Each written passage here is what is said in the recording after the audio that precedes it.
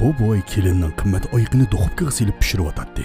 Natijada uyga o't ketkili tasla qoladi. Baxtga yarasha kelini kelib qilib o't o'chirish bilan o'tni o'chirib, yo'ldish qaytib kelganda kelin oxiran necha vaqtdan yig'ilgan noroziligini uningga deyishga boshlaydi va bu ishlarni kelib chiqishiga butunlay yo'ldishining sababchi ekanligini og'rindi. Dal mush paytda voy daldangshib to'nglatquning eshigini echib, hech kimga parvo qilmagan holda kichik to'nglatquning ichiga tarat qilishga boshlaydi. Tina garchi bovisining qilgan ishlarini izchil ko'rib turgan bo'lsa-mu, ammo u azaldan bovisidan jirginmaydi. Aksicha bovisini to'lim qiziqarliq ham qaltis odam deb qaraydi. Shunga o'zining bo'sh vaqti bo'lsa-la bovisiga hamroh bo'ladi. Bovisining momsiga oid ishlarini so'zlab berishini zo'q bilan anglaydi. Bu kuni kelin uyiga nurg'unlagan do'stlarini mehmondorchilikka chaqirdi. Aslida kelin boy bilan bir kun sirtga chiqmasa, kashda salyut ko'rgani opirdiganlar to'g'riliq kelishidi. Biroq boy yanada uyda jim o'tirmay chiqib olgan edi. Uni oz deganda taqsirdagi badamlarni shumab tishi o'tmay yana joyiga silib qo'yotdi.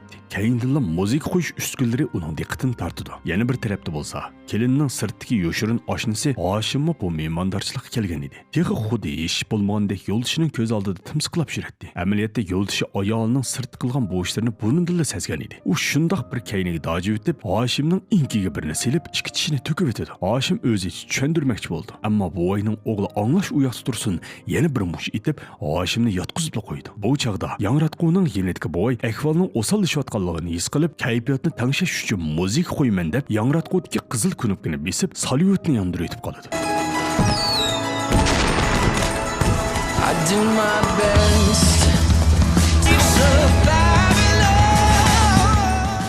Shundoq qilib, kelin o'rinlashtirgan bu ziyofat intayin qolayim qolishib ketgan edi. Uning ustiga Hoshim bilan bo'lgan ishlarni hammaylan oldida oshkorlanib ketishi uning xudini yo'qotqizdi. Shuning bilan u bu kunda beshiga balo bo'layotgan uyni tashlab ketishni qaror qildi. Ertasi Tina va uning dadasi bovisini elib doktorxonaga kelgan edi. Doktor tex savollarni boshlamay turibla bovoy ufichiga axlatini kiyib tayyor bo'lgan edi. Ahvolni ko'rgan doktor bovoyning o'g'liga bovoyni qancha tez yashanganlar sanatoriyasiga avatlasanglar shuncha yaxshi bo'lganligini aytdi. Amalsiz qolgan o'g'li qizi Tinadan yoshirib ma'lum bir sanatoriyani ziyoratga keldi. Ammo bu ishdan Tina yana xabar topgan edi. Dadasi uyiga qaytib kelganda Tina uni qattiq ayblaydi.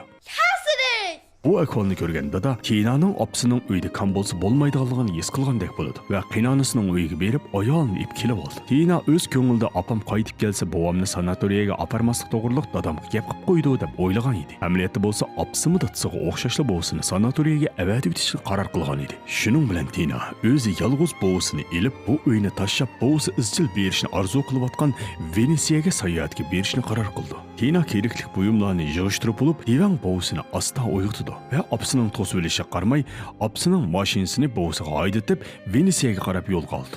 Yo'lda bovisi qizil chiroqlarni kesib o'tib, qatnash voqealarini sodir qilgan bo'lsa-mu, amaliyotda poyezd stansiyasiga ulgurib kelib, Venetsiyaga qarab yo'l olgan poyezdga o'ngishliq chiqib oldi.